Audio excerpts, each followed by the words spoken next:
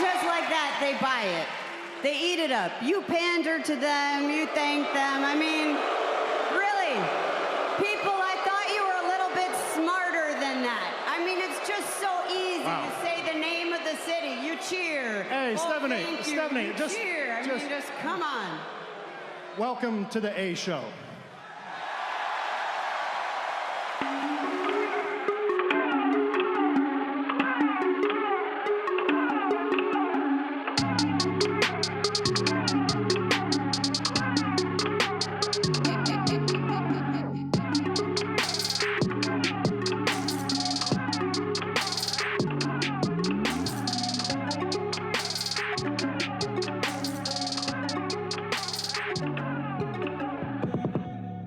What's going on, everybody, and welcome back to the A Show with the Kings of Pro Wrestling Podcast. We are on episode 129. What's going on, Meelz? What's up? Yeah, this is. I don't know why you're telling me what's up. We're all in the same place here. Every time I hear what's up, I'm like, you know what? He's been saying this every episode for 129 episodes, and I still never see it coming. I can't. It's part of the shtick. It's part of the thing now. I'll say this. I think generally humans are built to adapt to any sort of situation, and as of course, why would we ever go a show without police or ambulance in the background? But that's also a trope for the A Show. Yeah, it's 100%. I mean, at this point, it's on every show. I'm gonna wait for them to pass by because they seem like they're in a rush. Remember those like top fours that they used to do back on Twitter back in the day when they say this is my top four, like this is me in four images. The A Show's top four would be your radiator clanking, sirens, Asuka, good or bad, and what would be the fourth one? Or what's going on? What's up, Meelz? Yeah, what's up, Meelz? Good Lord. So that's been that. I'll say this. And I'll go back to my original point. Humans will adapt to any situation. I'll say this: over the last couple of weeks, I've begun adapting to this situation. I've done my morning workouts are now being completed. I have a general itinerary for the day. I have to work from home from various times, but honestly, there's not much to do. So I kind of just I read emails and then close them. I just been generally been eating, of course, like once you build a kind of itinerary, a routine, a schedule, you kind of stick to it. And now I'm afraid I'm going to get used to it and actually not going to want to go back to work. Oh, yeah. The moment they say this is the day, I'm going to say, OK, put a week on that and I'll be there next Monday. Yeah.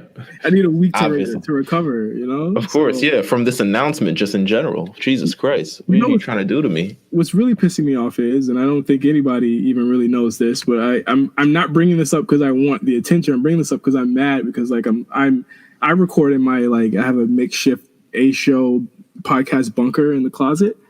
And it's where all my sneakers and clothes are. And it's just like, I bought so many clothes in the last week and I can't wear it anywhere. And like my birthday is on Thursday and I had an outfit that I've been planning to wear for like months and I can't wear it at all. You can't be like Shai Gilgeous-Alexander and just league fitting from the crib. Like I just feel so silly. I've been in sweatpants for like a month. Yeah, nah, it would be ridiculous trying to get a fit off. No, I bought a lot of clothes. I actually bought, what did I buy? I bought my, I don't buy a lot of Supreme that often, but I did a couple months ago. So I bought that. Haven't been able to wear it. I have this jacket that's like, obviously it's kind of a spring jacket. It's definitely between like winter and summer jacket. Never going to be able to wear it. We're not getting out till summer. So that jacket is a dub. I have pants I bought. I have other shirts that I bought. I bought a whole lot of things during my birthday week that I hadn't worn yet that I was planning, like kill them in the summer. Yeah. No. I was like really shocked the gram with this one. No. Oh my God. We'll be lucky if we get a summer at this point. I don't even know. So at least in New York. Yeah. I mean, we're going to have to go back to work. Then I'm going to be like, Oh my God. All right. Well, you know what? I don't want to think that far ahead. What's even more ass about this is the RNC cookout is in big danger. First of all, it is in huge danger. Right? I'm just letting you know. From my personal standpoint, it's in huge danger. You live where it's located. You're like, okay, this looks bad. I will not come to there. Now I have a reason. But for me, I'm like, okay, yeah, like, nah, planes? Like, this is people, like, being in close proximity to people, this has changed my perspective so much in being in close proximity to people. Like, I already didn't like going to concerts for various reasons. Yeah. Just how close proximity. I don't like open floor concerts, like where everyone's like crammed. I'm like, nah, I'll play the back, like, or like ask somebody if, is there another place I can stand or something along those lines. But yeah, now it's like, it's just tight. I don't even want to talk about it anymore. I don't want to talk about it. I'm sorry. What we do want to talk about is last weekend. It was WrestleMania weekend. I'd have to say, by all statuses and all, all ways that we could describe this, I'd say it was a success. Both nights were a success. Before we get into it, like, would you say that, Meelz? Yeah, I would say so. WWE's touting is a success, especially a social and digital success. I mean, who knew that a WrestleMania with no people would generate the highest social engagement that they've had for any prior WrestleMania? Like, I'll say personally, probably. I think more on the nose for people that watch weekly. I think a lot of people that watch this stuff pretty regularly were into it. And I think it was the most positive I had ever seen people on the company in a really long time, other than like a couple of matches, and we're going to get to those. But I think just in general, by the end of the night, both nights, it was a warrior success by 10 o'clock, 11 o'clock. It was, everyone was buzzed about it and ready for the next night, or ready to talk about it. I think just the general format of the lack of exhaustion from watching 8 hours of wrestling and trying to figure out how everything fits into context, which was, to me, a much better way to do it. Now, will they do this next year? Probably not, unless they can secure that stadium for 2 days in a row, which I would be hard-pressed to find them being able to pull that off 2 days in a row. We might get it the Mania after next, if they decide to go that route. But I feel like this is going to be a one-time thing. At least until, like you said, year after next, I don't think that they can finesse two nights out of LA next year. But it was. I really enjoyed it. I think that everyone was able to get time. Everyone had time to get their shit off, so to speak. I didn't think the edits were too egregious, other than like Asuka's egregious edit in that first match on night one. Oh yeah. There was a crazy edit. Nailed it. There was a Kevin Owens edit. You realize how quickly he got to the top of the sign. I thought that was funny. Obviously the pre-taped the Boneyard match, which we'll talk about, and the Funhouse match was obviously a pre-tape. But I didn't notice too many glaring editing issues either nights. I have to say I had a blast with both shows. I'm a little bit more partial to night one. But I had a blast. I would say so as well. How would you? I'm also more partial to night one. What did you think of the rumors that they filmed 2 finishes to each match to avoid spoilers leaking out? And do you think we'll ever get? If that did happen, I can't confirm whether it has happened or not. But if it did happen, do you feel like they will ever release the bonus footage of the other finishes to these matches? Well, God damn it, they tried on Monday, right? They did release the DLC of WrestleMania 36 on Monday night as a main event, but I don't think we'll see any of those finishes. I have to commend them, I think, more than anything, for thinking ahead and getting all this done and filming all this ahead and getting the storylines correct, introducing certain characters on the show and proper the night after, and thinking ahead to saying, okay, we're going to introduce them when eyes are on them at most on this night, and then have this person debut the next night. I thought that there was a lot of very smart things, and this isn't a company that does a lot of very smart things. Let's just be honest. They don't really think a lot of ahead in that sort of situation. It's kind of every night might be, you might hear Vince McMahon rewrote the entire script for Raw at 6 p.m. Like, so these are the things that are very surprising and very jarring when you're like, oh, they actually planned this out far in advance. I'm wondering if there's a finish of that tag team match without Bianca Belair running in. Like, is there one just in case they have cold feet or something? But, honestly, I'll say this. In terms of watching both WrestleMania shows, I 100% miss the crowd. I still miss the crowd. I think the live energy is just something you can't recreate. However, I thought both shows were fair, did pretty well. I heard people saying this is one of the best Manias they've ever seen. I can't agree to that just at all. Okay. This show essentially is going to be all Mania talk because that's the only Mania thing talk. And don't forget, we got hot takes. Yes. I feel like we opened up the hot take hotline, and everyone has flooded with various takes. And they miss hot takes, right? Titus O'Neil face. That's all I got right now. But let's talk about Mania. Yeah, let's talk about Mania. Yeah, I really do think that as far as where it stands, it was better. I think by proxy, it's a better show than last year. Last year had better moments. You had Kofi.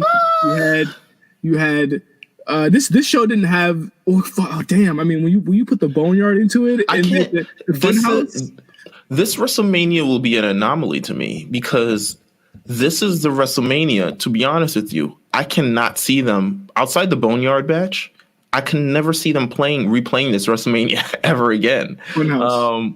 I don't see them playing it because just seeing it on TV, like we're buying into it because we're wrestling fans and we all love the programs and stuff. But buying into it when there's a crowd, I can't ever see them putting this in like packages and sending this to networks and be like, okay, here's, play this Mania. Let's play the Mania where there was no sound and all you hear is grunting from Charlotte and Rhea for 25 minutes. Like, let's play that. Like, I can't see them playing this. To me, this WrestleMania is kind of like one of one. Yeah.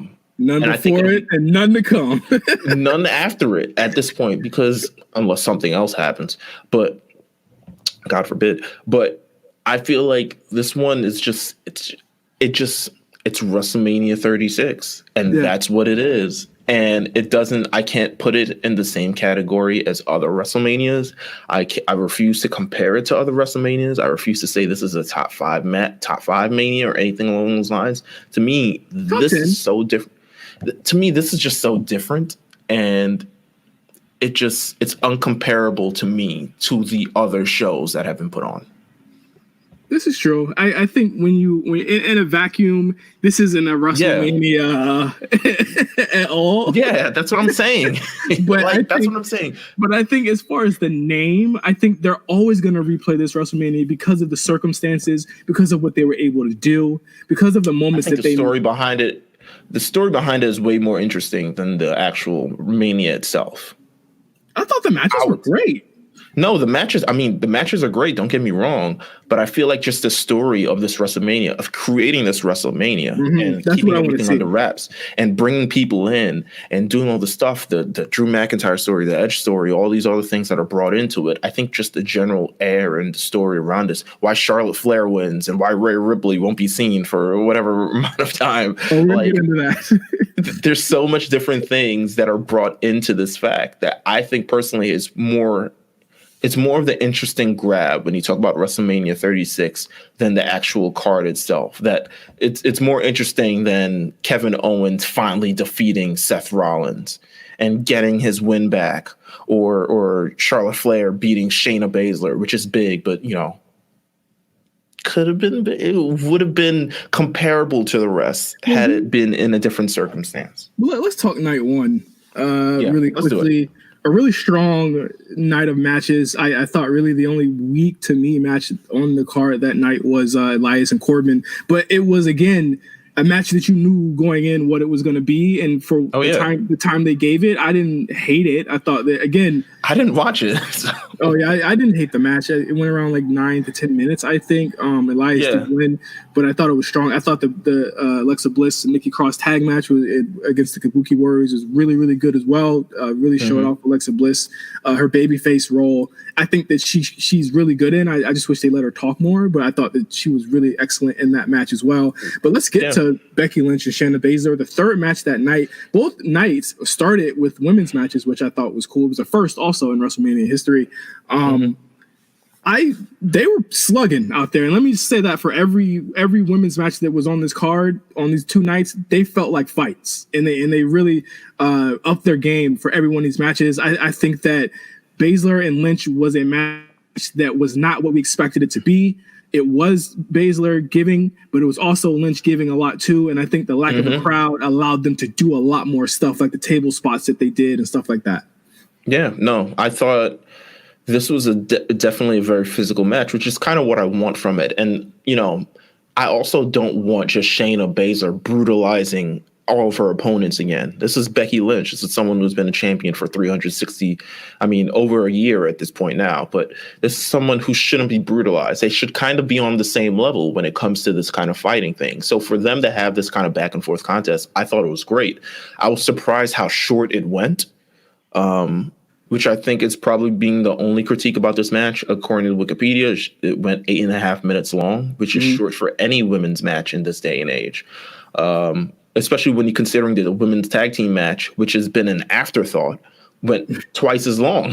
Right. Yeah. So it's interesting. I'm wondering if editing came into play or something along those lines. Oh, absolutely. Yeah, maybe they had to clean some stuff up. Maybe it told a better story being concise as opposed to being a lot more drawn out. Because when you have a tape WrestleMania, these are the things like you kind of take into account now. It's like, okay, how do we tell the best story? Especially when you have this result of Becky Lynch going over, which I'm glad that we both predicted. And I think we both saved our, I don't think we would have ever came on the fire if with this result, if we didn't predict it. Yeah.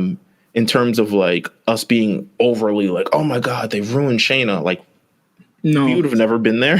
Yeah, I think that, again, we know how they book her, and I think that's the way that, whether you're Triple H, Bruce Pritchard, or Paul Heyman, that's the only way to book her, in that you survive her. You don't, explicitly beat her. And I think that's what Becky did. I do agree there was probably some cleaning up, because I know that there's a lot of lag time in Shayna matches where she just stands around. There's none of that in this match. So if you go back and watch it, it's really just to the point, get your stuff, and then it was over. They replayed the Kairi Sane ending to that for her to beat her.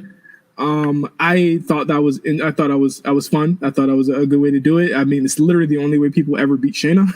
Yeah, pretty much. But again, it's the same thing that we said last week on our prediction episode. You don't want Shayna, your big boss of the women's division, after your top heel, so to speak, to lose or win the title in front of no people, where there could be no reactions. The WWE can't get the faces of people reacting, crying at Becky, lose stuff. Like they love that, and you want to be able to have a good social reaction as well as an in-person reaction. Have Shayna work to it again. Have Shayna build herself up to whenever that they have people in the crowd, they can get the rematch, potentially Boston. You do that. I don't think Shayna's ruined. I don't think Becky's ruined. Let her get her year, bro. Like, she's never had a run like this. Let her have it. She's the top person in the company. She just is. Like, it's not even there. It's, to me, there. It isn't like hers A and Roman's B. I think she's number one. Yeah, period. So these are the type of things that happen. I mean, we've seen it with so many number ones. You talk about John Cena, Stone Cold Steve Austin, Hulk Hogan, all these other guys who just, this is kind of like what happens, unfortunately and fortunately, at certain points. They're protected to a very high extent. So, we get this match. It is what it is. You just got to look forward to the rematch at this point, because at some point, Becky's number is coming up and Shayna might have it. Yeah, and that's all we really need to know, We also had Bryan versus Sammy, which I thought was a strong match. I thought that Sammy... Is it me, or can he's not moving how he used to, right? I would imagine not. I mean, he's been largely inactive for quite a number of months, so maybe he isn't moving the way he's moving. His shoulders, I mean, like all the surgeries he's had, it looked to be he was still intense in the match. There was a lot of really cool spots. I did enjoy him taking all the punishment from Bryan. I thought was a really nice thing for him to be as far as a heel. I think he's actually become a better heel to me in a lot of ways than KO has. Just off of this artist collective group that he has, because it's just he has stronger people to work off of. Yeah, and he's so obnoxious to the point where it's like, get out my face. And the way he wins itself is like, oh my God, I can't believe this motherfucker won. Like, he's doing a very good job. For him to still be Intercontinental Champion at this point, I think it's really, really, I don't know what I expected, honestly. I think Sami Zayn continuing this run. Let's keep it going for as long as we can. Let's continue to build up this artist collective, which is a long-term thing. Let's continue to see where it goes. Eventually, they're going to split up, and it's going to create a couple more matches, right? Yeah, I think they're gonna do this again pretty soon, or at least let Drew Gulak get into the mix, and then they all I would love a triple threat between Gulak, Zayn, and Bryan. That would be really fire. Or put Nakamura into it. I think that would be. These are the workhorses all working together, and I think that they can do no wrong here. This is one of the matches where I thought that the no crowd really exemplified it, and it was shown a lot through night one. The fact that no crowd allowed for the performers to actually talk and you to hear what they're saying, and then to be able to sell different ways. When Sammy got locked into one of the holds, and he said, "Oh my God, it hurts." I was like, okay, I'm all in, and I think I forgot, or I didn't care about the no fans that much. Another thing that this enhanced with the ladder match, the weird ladder match between. This was for the tag team titles. This was announced earlier in the day. This was for the tag team titles. It was John Morrison, Jimmy Uso, and Kofi Kingston, but just them. Just those three, and whoever won. Not their tag team partners, not the tag team. I think this is probably a precautionary method because it would have been 6 people plus the cameramen. Probably would have been over 10, and that probably would have they wouldn't have been able to do that. No, I mean there's certain points. I think they said the kayfabe report was Miz got injured.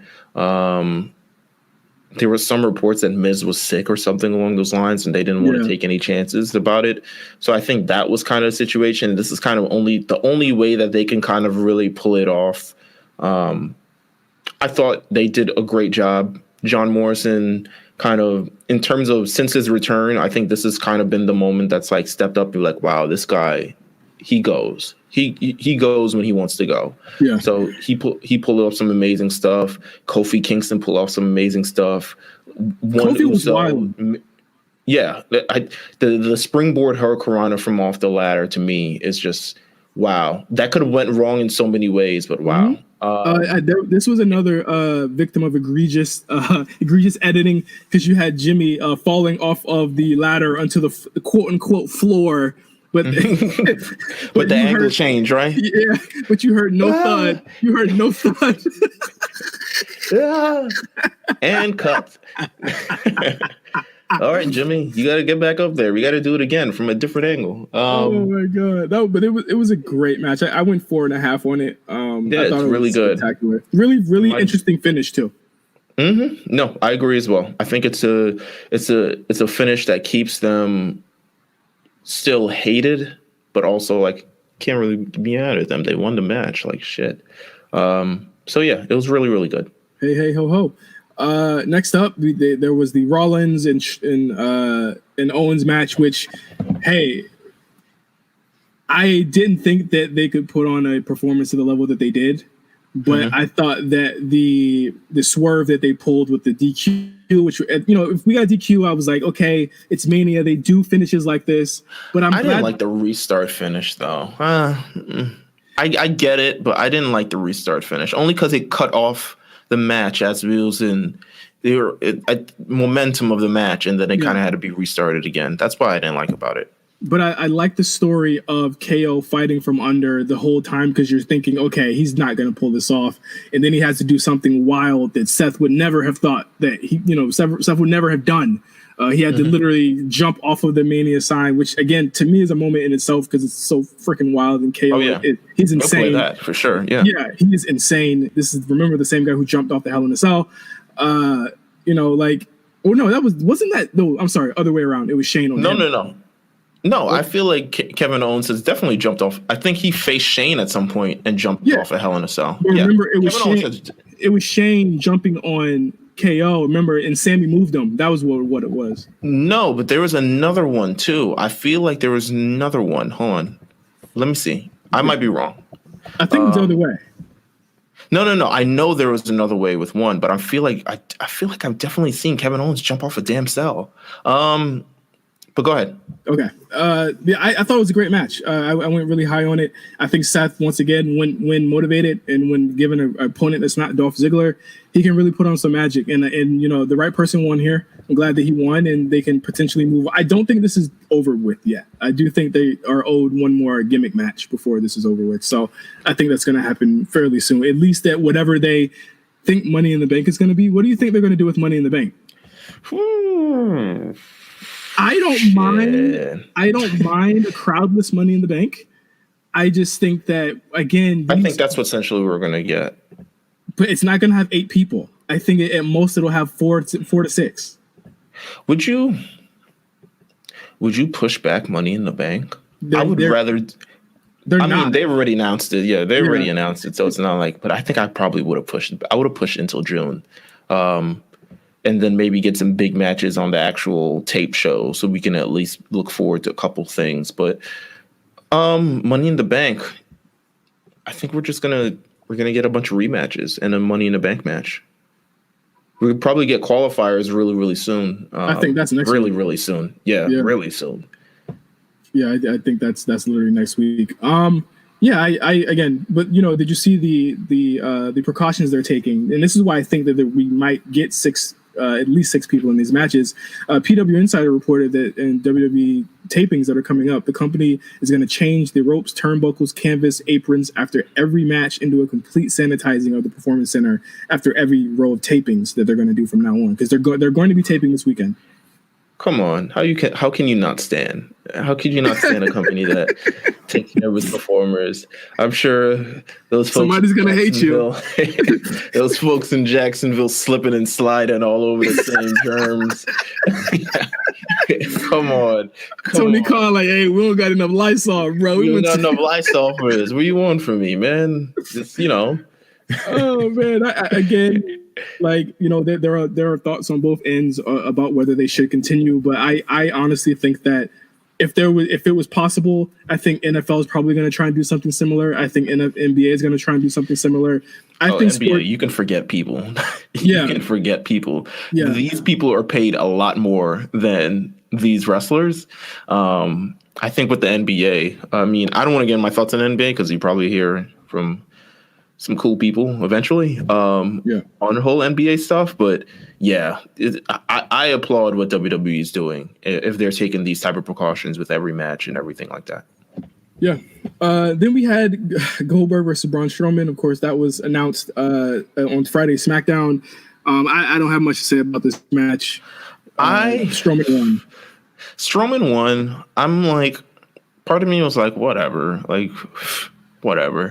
But then part of me is also like, at least he won one. And I'm happy. Well, no. I don't even know. He didn't win the room.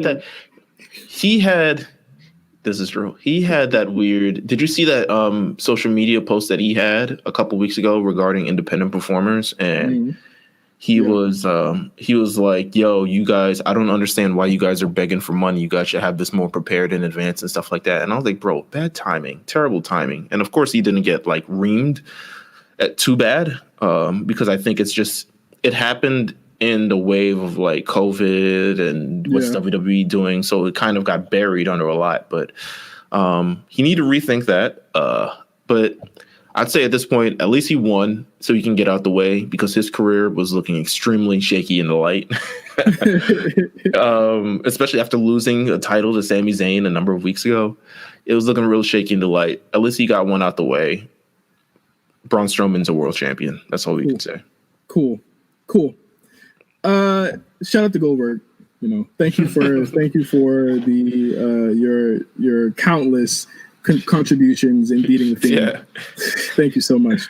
Then we have the main event, which is one of the most talked about things, if not the most talked about thing before Sunday night happened of WrestleMania weekend, the Boneyard Match, which shout out to AJ Styles main eventing a WrestleMania for the first time. What the Good for hell? him. I don't know much. I don't know much that we could say about the Boneyard Match that hasn't already been said. This was an amazing piece of production. Shout out to Cornell and his team at NXT and the Performance Center for helping to put that on. I think that, from the beginning, we were questioning how we were wanting to, more than anything, wanting to make sure that WWE got the cinematic and really put some time and effort behind these matches that weren't going to be at the PC. And they brought it in spades with the Boneyard Match. Took place in a field, obviously.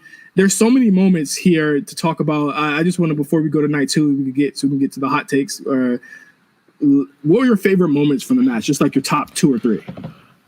Okay. I would say all of AJ Styles trash talking. Yeah. His jeans. Let me just go ahead and say his jeans.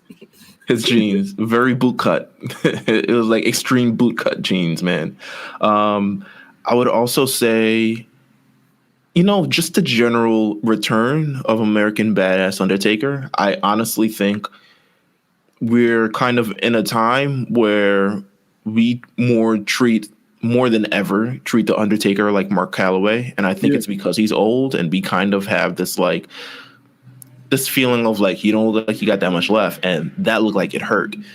It doesn't give you the same aura of the Undertaker as it used to maybe a decade, maybe 15 years ago, of like, man, that guy's gonna beat my ass. It's more so like, and even they dropped the doc, and they're gonna have a docu-series on the Undertaker, which I think is fantastic. Fantastic, except for that shirt he's wearing. Except for the shirt, yes, 100%. But I was on the edge of my seat watching that because we've never got that take on the Undertaker.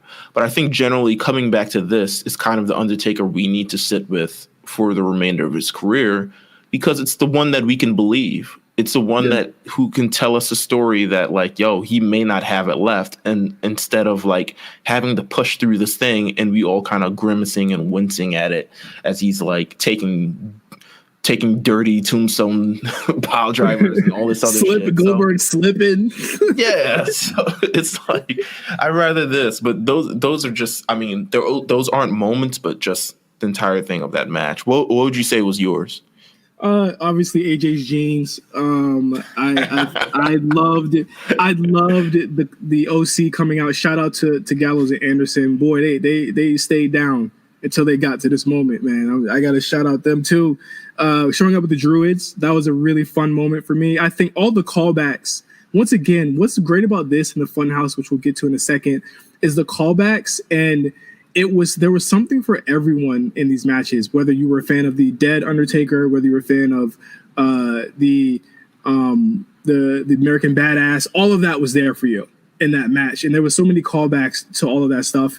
Obviously, I love AJ's hand at the end when he got buried. I loved the trash talk between both. They were calling each other bitches, and like Taker was calling AJ boy a little bit, a little bit too much. But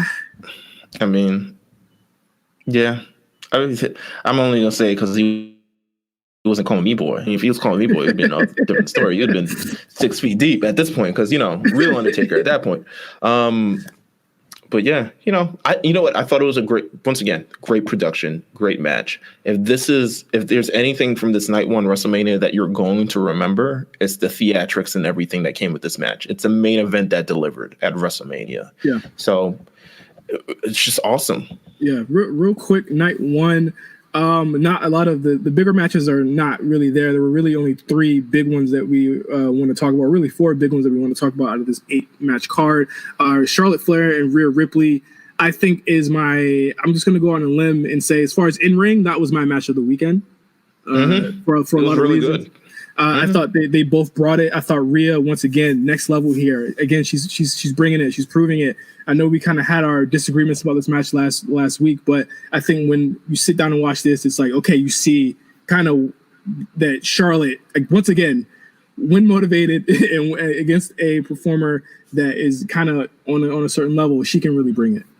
Yeah, I felt they had time. Unlike, well, I would say another thing on this match had time and just squandered it. But they had time and they told a complete story, a wrestling match.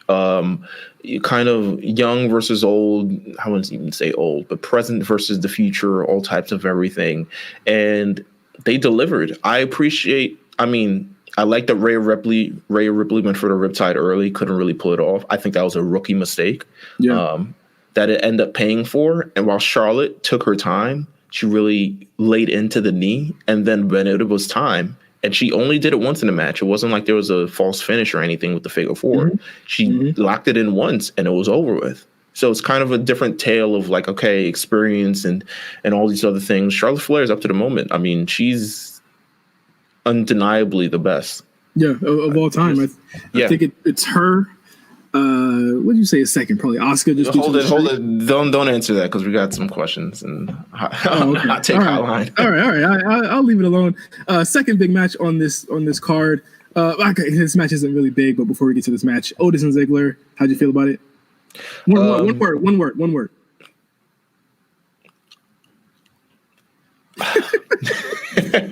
My one word is kiss. Mine was a moment. Okay. Shout out to Otis. Moment. That's my statement. Shout out to moment. Really needed the crowd, but moment nonetheless. Edge and Randy Orton. I know you were waiting so long for this match. I see it on both sides. It was just so fucking long. It was so long and just kind of, this is a match I compare it to kind of like, well, I don't know how much you can actually edit out this match. It's probably a 60-minute version of this match that exists, and they had to cut it down, honestly. But this Edge and Randy match, it was brutal. It happened all over the PC. We got various things, conference tables, offices, gyms, all these other places that we get in terms of the scenery of it all. It lasted so long and it ended up overstaying its welcome, and it didn't hit the right moments at the right time. Mm-hmm. Quite honestly, I blame Randy Orton. So I'm not going to blame Edge. Edge is a genius. I'm blaming Randy Orton for this. I'm going to say... I blame whoever produced this match. I blame the last man standing match. Yeah, and again, it's like come on, guys. You already know that you already know that these are really long plotting matches, and without the ability to have the crowd there, or have the ability to bleed or do really crazy things. So the PC only has a certain amount of things you can bump off of. They had to get really interesting and very intuitive with what they did. Like you had Edge climbing up like he was fucking Spider-Man. Like Edge is very, very much more athletic than he was before he left. Oh yeah, 100%. The man is feeling it, and all this. He doesn't have years of wear and tear and spears off ladders and flaming tables and all the other stuff on him. He looks fresh. He looks great. We see a lot of that in his training in the Edge 24 special, which, let me tell you, one of their best documentaries they've ever phenomenal really from beginning to end. Really, really good. I think the last man standing match, I don't think it should be an answer for when we got our Get Real Brutal. I think last man standing match should be an answer to who can do it better than the other, who can last longer than the other. It shouldn't be an end to a means of brutality, even though it is a brutal match, but it should be an end of who has the fortitude to kind of last longer. And we didn't, in the program leading up to it, you didn't really get that, but Edge and Randy, it was a story of retribution and thing like that. I think if they just kept it a regular street fight or something, it would have been really, really good. But nonetheless, to me, the biggest disappointment of the weekend, unfortunately, I have to say, it was that last man standing match. Yeah, I'll agree with you there. I think, you look at the card, top to bottom, like none of them had the, and again, we were interested in, we thought this might have been a pre-tape, or not like, obviously they were all pre-tape, but a production, it would be more produced than just in the same vein as the Boneyard match, but it wasn't. And That was an interesting decision by them, but I also feel as though, there was just a lot of anticipation and a lot of things that were expected from this match. It didn't quite hit there. I think Edge has another opportunity, I hope, with another opponent that's not Randy Orton to do this. Yeah. And I look forward to seeing what his next feud will be. What do you think it's going to be? A lot of people saying Seth. I don't think Seth's done with KO yet, but that could be down the line, right? Yeah, I think it'd still be down the line. I'm probably going to say I think personally it's going to be Seth. Yeah. It just seems like a no-brainer in my opinion. But we'll see. I mean, we'll see. Tapings are coming up. I'm not sure if Edge is going to be like full-time gig type of deal. But I'm sure they'll have him there in the next 3 weeks or so. Yep. I think. Yep. We'll see. Then we had Bray Wyatt versus John Cena. The penultimate match. Sorry. Firefly Funhouse match. Now, this is the match that everyone's talking about. And before we get into this, let me just commend them for doing not only 2 produced matches like this, but 2 matches that were so different from each other in terms of spectrum. This almost seemed like a David Lynch Twin Peaks thing, and the Boneyard was like something you'd see in a Grindhouse, movie from back in the 70s almost. Which one would win the Oscar? If these are both Academy nominated movies, which one do you think would win the Oscar? A Funhouse, by far. Funhouse was a fourth wall that WWE rarely breaks, to a point where I almost feel as though we should have expected it to be this crazy, and none of us did. Because from the moment he re-debuted, it has been this wild. Here's what I think about this. I think generally the reason why we never expected that match is because as wrestling fans, we're conditioned to a certain thing, and a lot of it's WWE fault. I mean, I don't think they've ever done a match or a story or whatever the hell this was as nuanced, with as many callbacks, which is with as many different things ever in history. This is legitimately, this is not a one watch match, which is something very rare. Other matches you can watch once and it's like, okay, you get the experience of it. But to truly understand this match, you need to watch it a couple times. There was a lot of things I missed. I missed the whole Nikki Bella reference in this match of the you can look but you can't touch. I was like, I caught that and I said, oh, he's green. Yeah. I missed, they're telling these stories and he's still trying to explain it, the whole Cena with the NWO thing. And it's like, what if he turned heel? What would that kind of look like? And well, let's revisit it to this time and do all this other stuff. It was a lot of playing on. I mean, honestly, you guys could review this on late fees and see what the hell you come up with this. Well, what's interesting was that Pat was watching both nights. And Pat was very interested in the Funhouse match, and he had a very positive reaction to both that and the Boneyard match.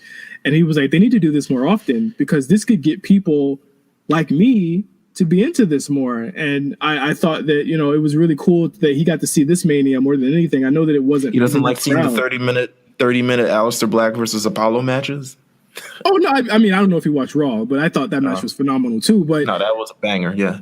But he enjoyed the production value on it. It's like it wasn't super expensive looking. It was literally the Funhouse. It was like still the same set, but it was Cena through the years, and also Cena. What if Cena?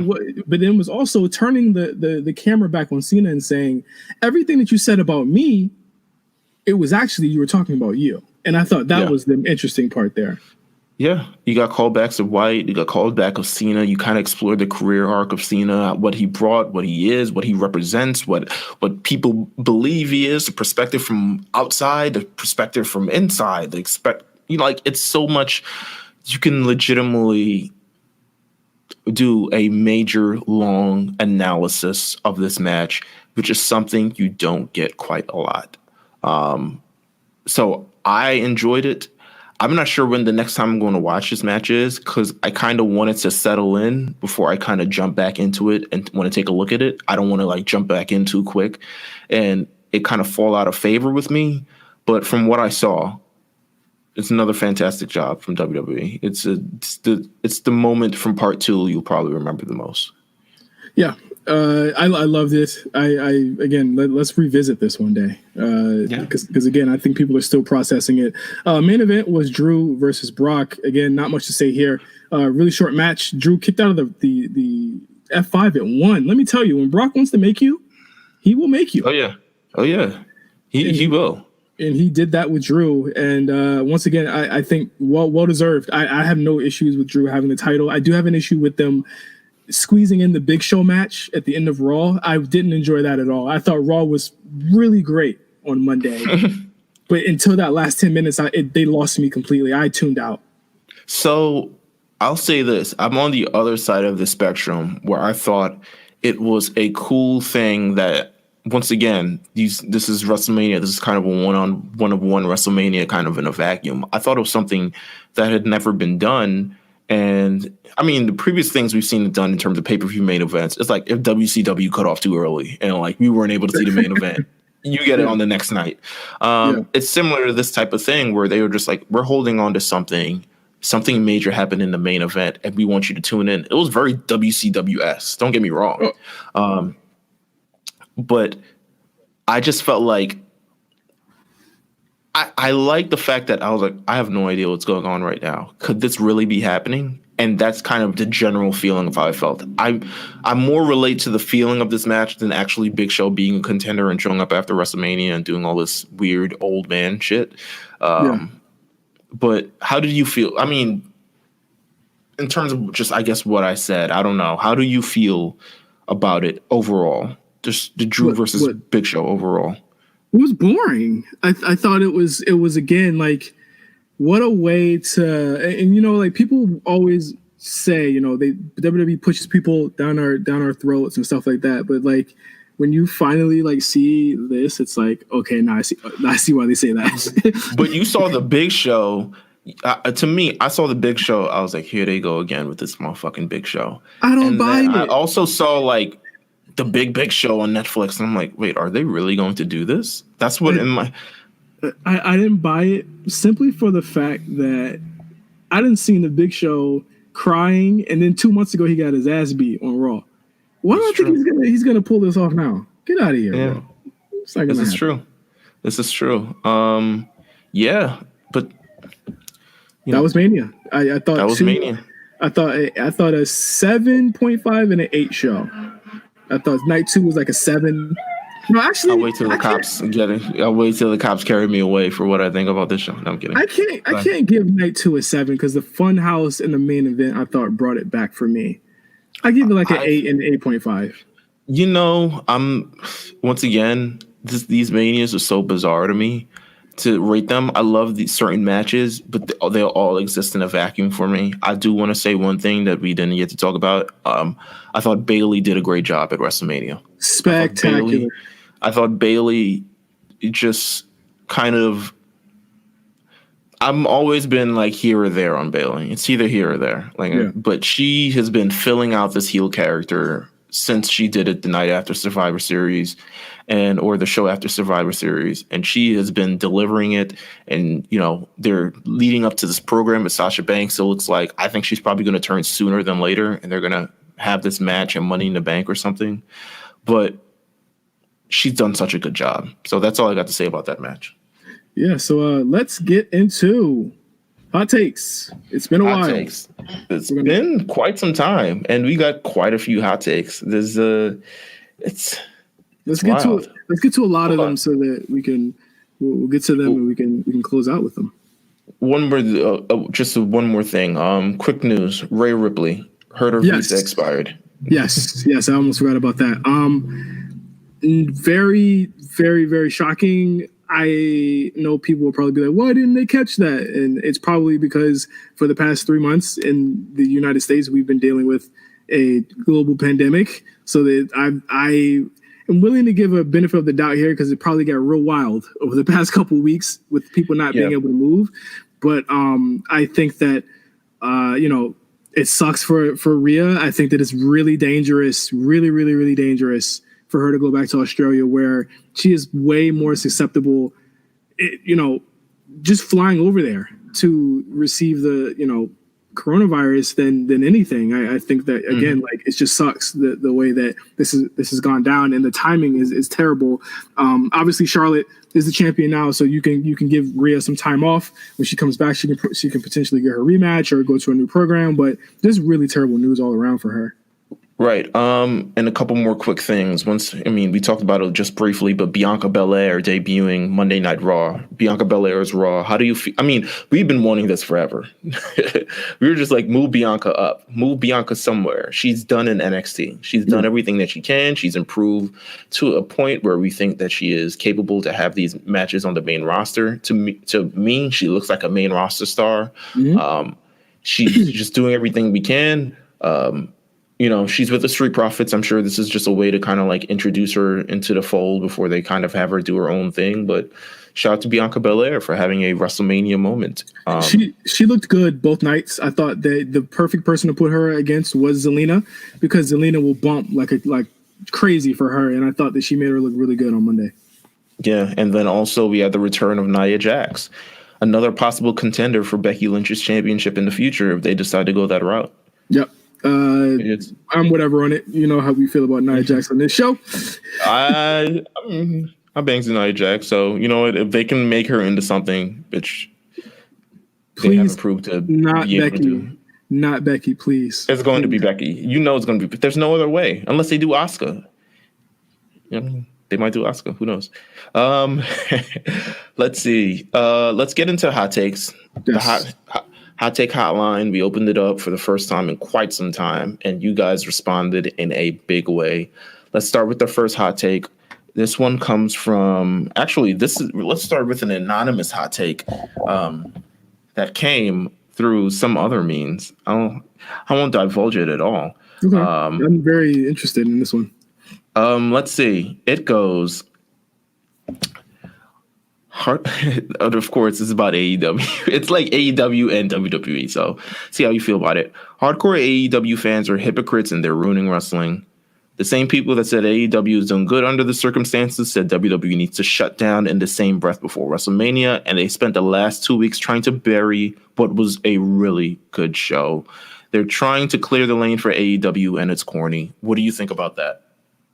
I do think, Twitter's an echo chamber. I think if you log off Twitter, I don't think there's anyone really noticing or caring about what that company's doing. They're mostly talking about, oh shit, WrestleMania is going to happen, but it's not going to have fans. Like, even if you were to look on Twitter, there were a lot of people that were like, oh, wow, this is interesting. There were people that usually wouldn't watch the show that were watching it because of the means that you could watch the show on. But I think once you tap into the echo chamber and the us versus them mentality on Twitter and social media, absolutely that was going on. But I think, like, if you're going to do one, you got to do both. You got to say if it's not right for WWE to do it, you got to say it's not right for AEW to do it. And I think that. Mm-hmm. And I think it's even more kind of crazy that they even had like people in the crowd at one point, like the first week that they did it, and they were saying, like Meelz, it really made you uncomfortable that Cody was like, we're not going to be afraid of this. We're not gonna sit in the house, Right. But it's kind of arrogance in the face of a national pandemic and disaster. It came much more of arrogance than like, proudness or like safety. It was. Yeah, there's some. It's just it was crazy. We got a lot more AEW hot takes. I'm going to start with one that was. I'm going to go through some of the WrestleMania ones, and we'll get to some of the AEW ones in quite some bit. This first one comes from. I'm afraid to say this name. I don't know why. We told people to submit anonymous names, but they are killing. What is it? I don't even want to say they're killing it. This one comes from Chris Benoit's Death Diary. All right, cool. Let's not announce names like that. Yeah, let's not do that in the future again, guys. The only reason why I do this because I think it's an interesting take. The sudden Bray Wyatt and Braun Strowman hate online is corny. I'm confused where it suddenly came from. Bray is a character worker, and even him not being this overly amazing worker has gotten bangers with Roman, Daniel, Cena, Seth, Jericho. Braun has 3 very good matches out of old ass Big Show in 2017. People need to stop. How do you feel about the hate for Bray Wyatt and Braun Strowman, which which I can say I relate to because I'm not the biggest fan of them currently. Bray's hate comes from the fact that as far as you can be a character worker as much as you want, but we live in a time where character work is not valued like it was in the 90s. Yeah. You know, so let's just be honest here. Character work is not valued. So when you see someone like Bray, he got popular off of character work. But when it started in the ring, you have people who love work rate, and you have people who love people having 30-minute matches, and Bray's just not that type of guy. I think I'm guilty of it too. So when you look at his work in a vacuum, he's had 2 to 3 good matches against, 2 of them were against the same person. You could argue that one of them, the Goldberg match, was good because it was Goldberg, and that was it, right? So like, I can't even say. I mean, to be honest with you, I don't even agree with all these people that he's had 2 good matches, and both of them were against Daniel Bryan. Yeah, I can't say that he's had bangers with Roman, Cena, Seth, and Jericho because to me they weren't bangers. I agree with essentially what you're saying. You can't. Bray Wyatt is an incomplete character in 2009, in 2020, and maybe it would have been different in 2018. I mean, 1988, where that was so lauded and things like that, and the larger than life thing.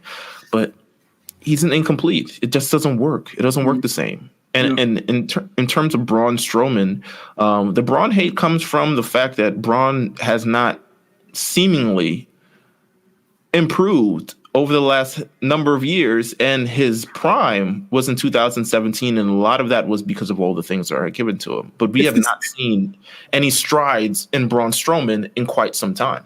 Here's where I'll come in at. He has the same issue as Bray. Who's the one guy that's ever made him look good? Roman. That's Roman, it. yeah. That if he's not working Roman, there's no one that makes him look good. So I think in the end, these are 2 guys. One is a character worker. One is a big dude. And I'll say that like big dudes don't take that much more work to get over, whether they're heel or face. Like Braun can be really over as a face. He can be really over as a heel because he can connect with the crowd that way. Again, so maybe that is character work. You're right. But at the end of the day, when the bell rings, again, we're moving on work rate. You know, like we're moving on people that love to see the little guys move around. They love to see Roman jumping off the top rope and stuff like that. Braun just won't cut the mustard because he can't have Roman Reigns matches every night.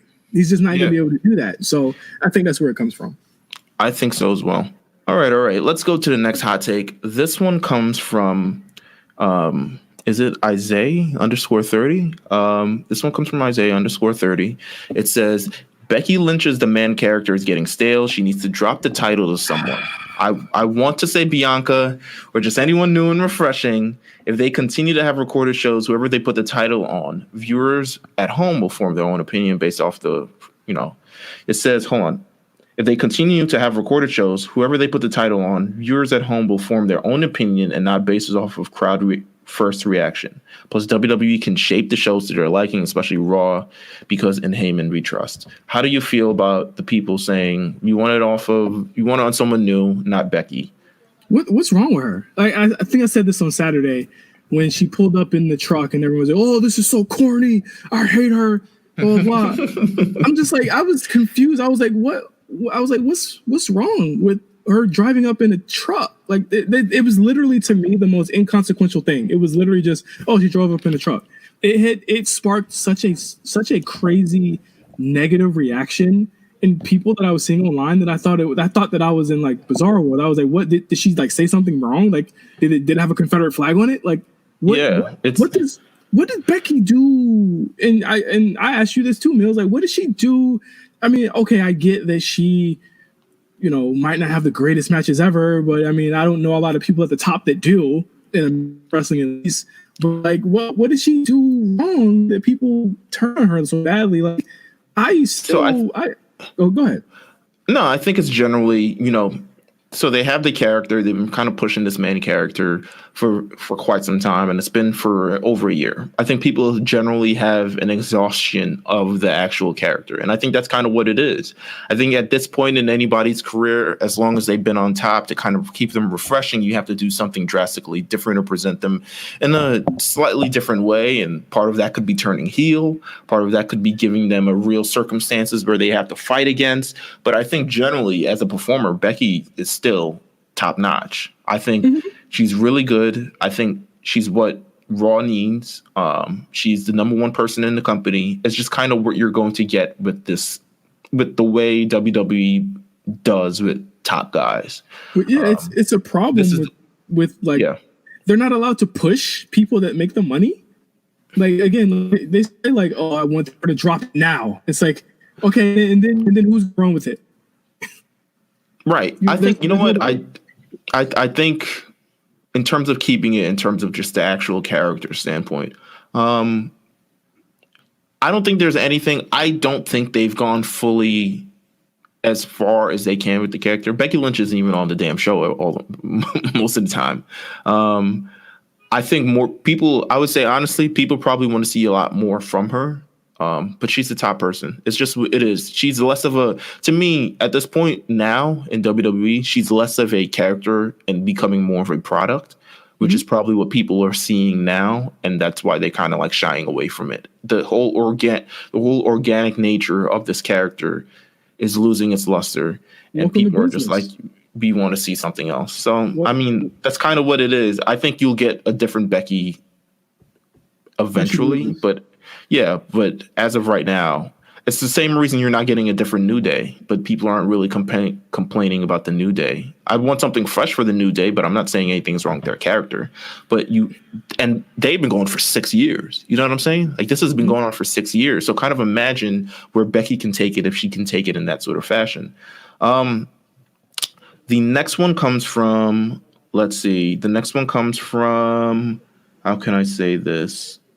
The next one comes from Taker's BLM shirt, Black Lives Matter shirt. Wow, that's a good one.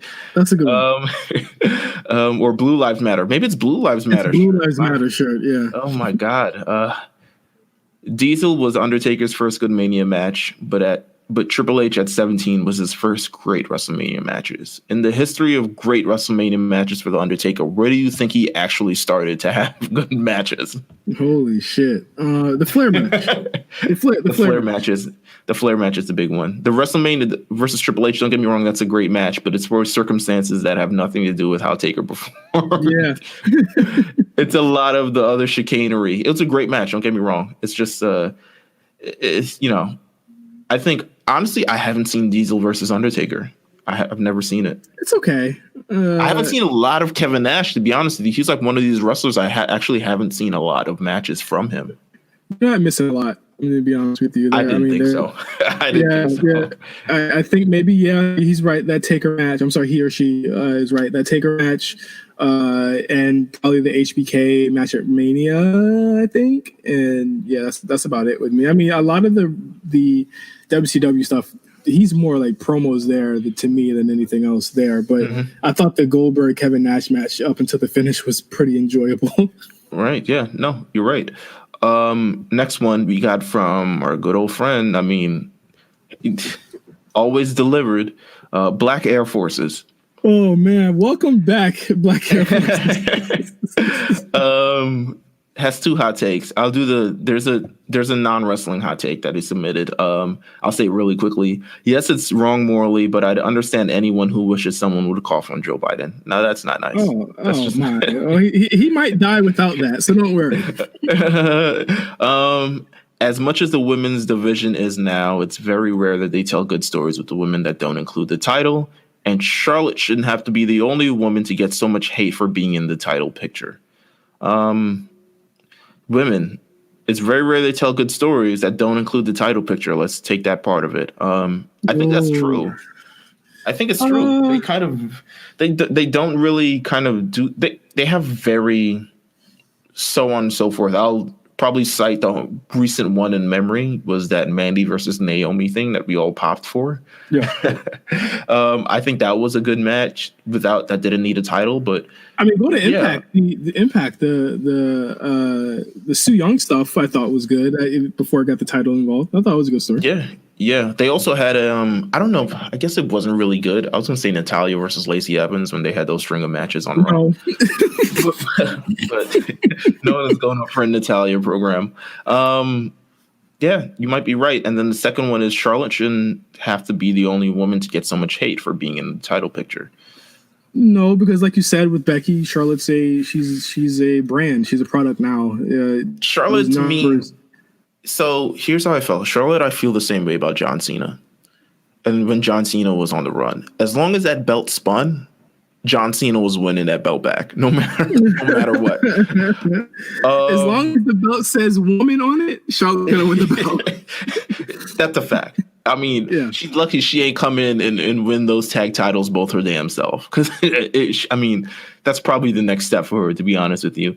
We'll see how that goes. But yeah, I mean, that was a perfectly interesting take. Let's see what else that we got here. I want to get to some more WrestleMania shit before I get on this AEW hate. I'm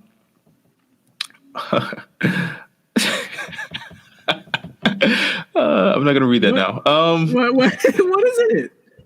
All right, this one's a quick one. This one comes from Fuck AEW. Wow. It said Firefly Funhouse and Boneyard Match are better than any of Matt's high school project has deletions. All right, I'd say they're both up there. They're both up there. I think they're all on par. The deletion thing. How do you feel about the general thing that Matt Hardy's inspired a lot of these things that have taken place on WrestleMania this weekend? So how are you going to give Hardy the flowers and not Jeremy Borash, who probably headed up both of these productions? You got it. You can't have one without the other. So I think you got to. If you're going to give Matt the flowers, you got to give Borash the flowers too. Let's see. It says this one is from No Smoke. It says I don't get why people hype up Paul Heyman and his Raw booking like it's perfect. I think all the shows since Rumble have been dope, but I'm missing what makes his booking stand out outside of internet darlings being pushed. Now, that's a hot take. That's a real hot take. I like that. Go ahead. I'm sorry. No, I think Paul Heyman's booking stands out because it's not short term, it's long term. You haven't seen, he pays attention to a lot of things on television and things you want to see, especially if you're watching a show. He makes sure there are things that you want to see on said show, like a ladder match featuring Andrade versus Rey Mysterio, like 3 Buddy Murphy versus Aleister Black matches where you get in and you see the progression of the matches and you want to see it by the time it comes to Raw. Like these programs where you introduce a Shayna Baszler or you introduce a Bianca Belair, or you have Apollo Crews go 30 minutes on Raw because you know he has it in him and it's just the right person's not bringing it out, as opposed to like, there's nothing we can do with him. He can't talk. And to your point with that, everyone, it's almost like the 90s. Everyone has a purpose. Eric Rowan had a purpose for a couple weeks there. Drew McIntyre, before he won Rumble, or in between the moment, you notice he never got a feud in between that, but he had something to do. And we never noticed. We said it on the show. We hadn't even noticed until around January that KO and Seth had never had a one-on-one match yet. And that's when we knew, this is the Mania program. So, like, I think Paul Heyman's booking has the sensibilities of the 90s that we all loved, but with characters from today and the same vibe from today that we have to get used to, or we've been used to. So it's still WWE product, but it's booked in a way where it's like he's not treating you like you're stupid. And like SmackDown makes me actively feel as though, what am I doing watching this show? Every Friday, I'm like, why did I even bother? You know what? Because there's nothing else on Friday. And it's like it's booked so ridiculously. So it's easy to see, like, okay, maybe it's not the greatest book thing. Maybe it's not the most, it's not art. It's not fine art. But the thing that where AEW works and where Raw gives works, you credit. Yeah, it gives you credit. AEW gives the fans credit for watching. I think Raw stands right next to that. It gives the fans credit. I think it's something that NXT's lost too, where it's literally NXT is it's flat. It's literally the same thing over and over again. It never goes up or down. Like it's just flat. So that's why I think it's different, and that's why it's praised. We have an NXT one right now, just in case we bring it up, and then we'll go to all the AEW hate, and then we'll get out of here. Johnny and Ciampa going. Oh, this one's from Pharaoh, by the way. Johnny and Ciampa going along with their feuds and matches has hurt their value and lessened their feud. No, because I'm excited for Wednesday. I'm excited because it's the end. The feud itself to me was dampened when they brought it back for no particular reason. I thought it had an ending, albeit not the best ending, but it had an ending, and it didn't seem to be an organic ending. It just now it kind of seems like Johnny's heel turn to me happened in a response to nothing. It happened because he lost. It essentially seemed to be like, all right, we got to finish this up. But it's just like, you guys are just friends months ago. To me, it didn't make sense why it happened.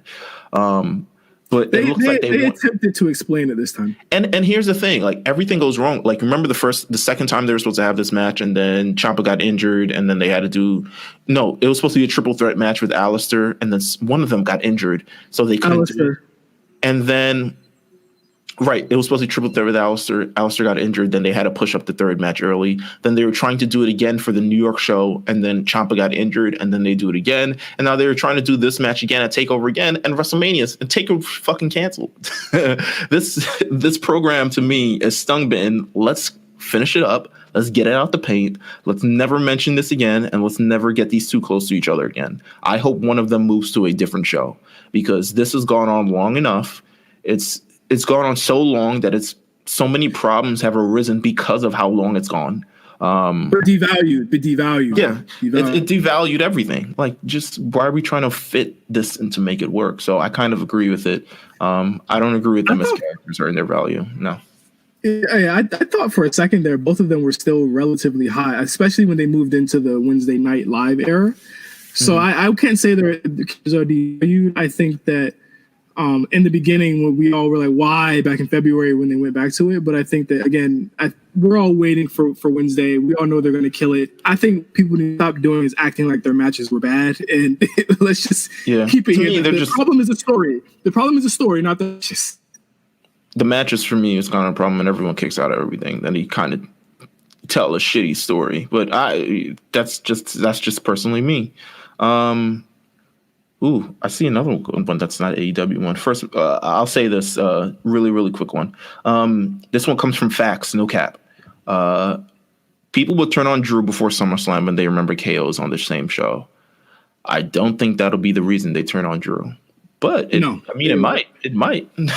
They'll turn on Drew because it's the same reason why they turn Kofi, same reason why they're mad at Becky driving cars.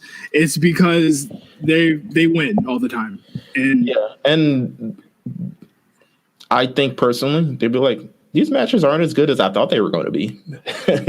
Especially when they're putting him against Big Show and fucking all these other people. It's hard to market Drew as a face champion, because he has nothing to fight from under. Have you seen him? He's fucking huge.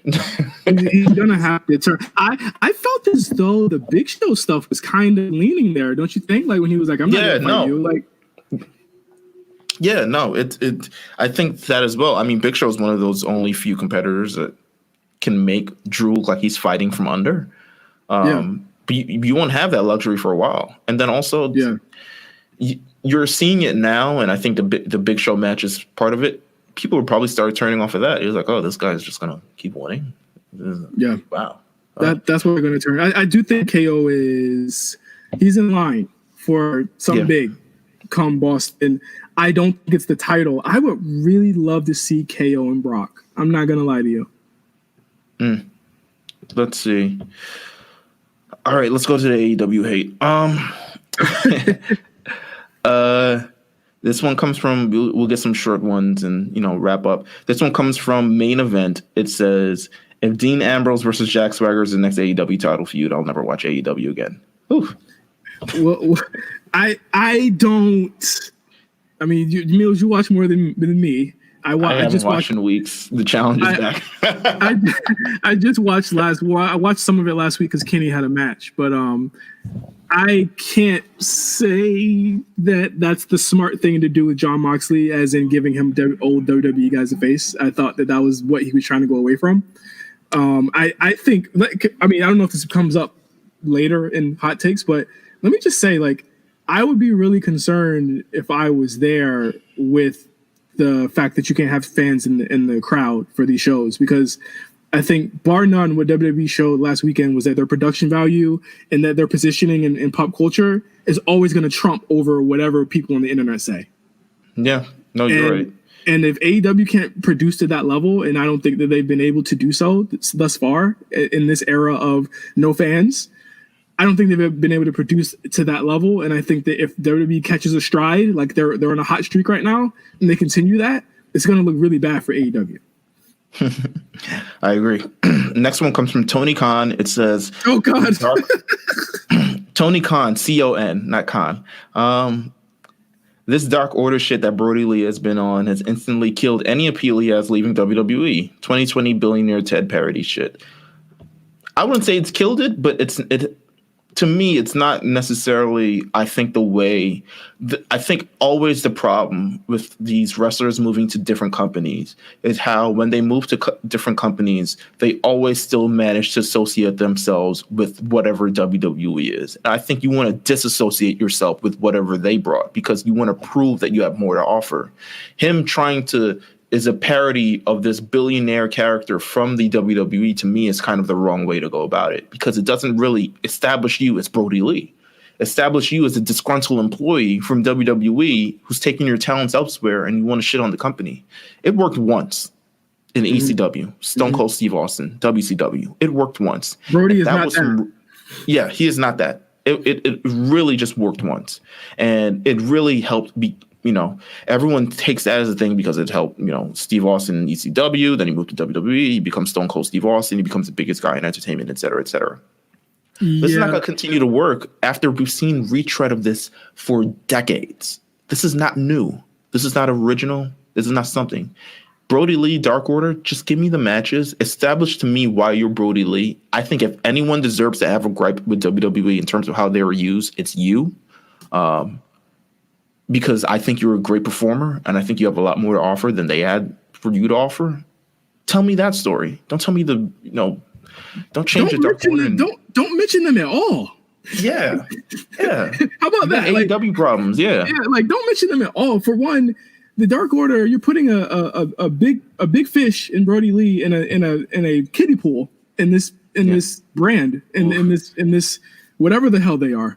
It's just a terrible gimmick. You've already said it. I'm not going to retry what you said, but I think it's corny, and I think everyone that sees it every week that when those segments come on, it's also super insider to a point where like if I was someone who was coming in and saying I want to see WWE's doing, I want to see what AEW's doing. I don't listen to podcasts. I don't watch Being the Elite. I don't know what Something to Wrestle is. I don't know what any of these podcasts are. What is this? This is really weird. This is a really weird 5-minute segment. And I didn't laugh at all because I didn't understand what they were talking about. Yeah, it's really insidery, which I guess is the fans that you cater towards. But at the end of the day, it's like, don't you want new fans? Don't you want people to stop associating you with how you're just a guy WWE never used properly, instead of like, this guy fucking kicks ass? Like, that's what it should be. Let's see. Whew. Okay, this one comes from Simma. It's 6 months into the company existing. I've only seen a few AEW matches worth checking out. Shit is mid. It's okay to admit it. Next one comes from... All right, this one's an interesting one. I haven't fully read it out. This one literally just came down the pipeline. Douglas Christ. You know how the Milwaukee Bucks have Giannis, but as a courtesy, they signed his brother to the team as well? That's what WWE... with having Jeff Hardy and being kind enough to keep Matt around. What are the chances AEW gives us a certified all-time mid-elite tag team of Matt Hardy and Cody? Shit, make it a stable and add Sean Spears to it. Yeah, woof. Listen, I can't think of anything I can't think of anything more telling than one week you introduce both Matt Hardy and Brody Lee, and then the next week you completely squander both of whatever the hell they had. Yo, just to be clear, what they did on SmackDown will always trump the little teleport thingies that happened on that AEW show. And people tried to say that they robbed it, and I was like, no, they literally looked at the homework and said, oh, let me improve this. First of all, let me just that was so dumb. Yeah, and here's the thing. I don't hate AEW. I actually think more times than not, they put on a better show than NXT some weeks because, like you said before, NXT is flat. It just is. This is the flat earth of fucking wrestling shows. Nothing happens. And when things do happen, it doesn't happen next week. It's kind of flat. But they're their own worst enemy in some certain aspects. Let's see if we can get one more. We'll do one more. This will be the last one. It'll be something that you will like. Hold on. Let me see. Before I want to. Yeah, read that. Make sure there's not any. Crispin Walls. Wait. I was thinking.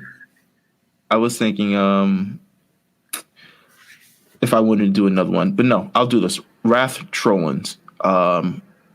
Finn Balor is perfectly brilliant in his current role as a tweener heel. He should never be babyface ever again. This is the role I think that was meant for him. But I do believe that, and I love what you said earlier, Meelz, about people being a brand. I think that Finn got caught in being a brand very quickly with the demon stuff. And that became his only identity to a point where he had to go back to where he was to create one. And I think that this is a great position for him. I was unsure on the heel stuff because he was getting cheer, but I think if anything that Paul and everyone in NXT did, they made him a tweener very, very quickly so that he, pretty much faced off against anybody. And there are very few tweeners in any company, really, right? Like there are very few people that kind of toe the line that Finn does. So again, he's an original character. I really like what he's doing with the character. I just wish the matches were a little bit better. I haven't really been excited for like a Finn Balor match in a long time. Yeah, no. I thought the Gargano match was really good. I thought the Riddle match was kind of it was okay, but I think that I'm still waiting for Finn to have that one match in this character that's going to wow me. No, you're right. I mean, I agree with you. I'll say that this is the end of Hot Takes. Thank you for everyone who submitted. We got a ton of takes actually submitted. We weren't able to do anything, but I'm pretty sure we'll do this more in the future, especially with these tape shows and nothing really progressing like that. Yeah. So I'm sure we'll do this more in the future. So, of course, we'll always submit the link when we're ready to do Hot Takes. But, I mean, that's it for the week. Thank you guys all for submitting to the Hot Take Hotline at this point. Yes, and thank you. Can I keep adding more? Can we do more next week? You know what? Sure. Let's do more. Yeah. You want to finish up this batch? Up this batch? There's still more. It's just of varying degrees of there's a good one. Let me say this now. Seth Rollins is the new Mr. Wrestlemania. Yes. By Alexander Simpson. New Wrestlemania. Seth Rollins. Yeah, if Charlotte is able to be Miss WrestleMania, then I think Seth he holds it. Yeah, Charlotte might be both. Charlotte might be men and women. She got bangers every time. I think that it's either Seth or Brock. I'll say that. Thank you guys for listening to the A Show so much. We really appreciate bringing this content to you guys every single week during this really trying time in the world. We hope you guys are hanging in there. We are too. We're right there with you. Please subscribe to us on Apple and Spotify, and leave us a comment, leave us 5 stars, let us know what you're feeling. Follow us at RNC Radio Live for the latest and greatest in RNC Radio, including this channel itself, RNC Radio's main channel, The Lookout, and more. So until next week, thank you guys for listening to The A Show. We'll see you next week. Happy Rusev Day. Wash your hands.